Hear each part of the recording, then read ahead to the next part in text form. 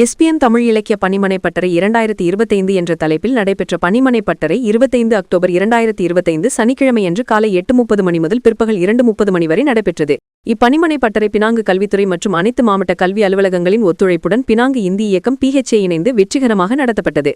திறப்பு விழாவை பினாங்கு இந்தி இயக்க தலைவர் பி முருகையா அவர்கள் தலைமை தாங்கி நடத்தினார். தனது உரையில் அவர் மாணவர்கள் மன அழுத்தத்தை சமாளிக்கும் வழிகள் மற்றும் கல்வியின் முக்கியத்துவம் குறித்து பல கருத்துக்களை பகிர்ந்து கொண்டார். இந்நிகழ்வை வெற்றிகரமாக நடத்துவதில் டாக்டர் பொன்னி அவர்களின் சிறப்பான பங்களிப்பு குறிப்பிடத்தக்கது. கல்வி சார்ந்த சமூக சேவைகளில் சிறந்து விளங்கும் அவர் கல்விக்கான அர்ப்பணிப்பும் உறுதியும் இந்நிகழ்விற்கு பெரும் ஊக்கமாக இருந்தது. மேலும் கடந்த ஆண்டின் எஸ்பிஎம் தமிழ் இலக்கிய தேர்வில் பினாங்கு மாநிலம் 98% தேர்ச்சி விகிதத்தை பதிவாகியுள்ளது.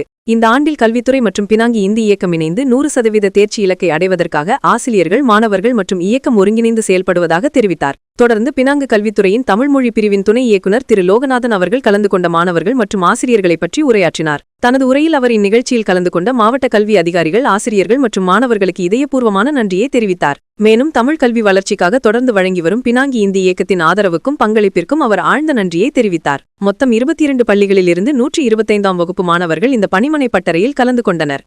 இந்த பணிப்பட்டறை மாணவர்களுக்கு பெரும் பயனளித்தது. எனவே இத்தகைய பணிமனை பட்டறைகள் எதிர்காலத்திலும் தொடர்ந்து நடைபெற வேண்டும். இது இந்திய மாணவர்களிடையே தமிழ் மொழி மற்றும் தமிழ் இலக்கியத்தை ஊக்குவிக்கும் சிறந்த தளமாக விளங்குகிறது.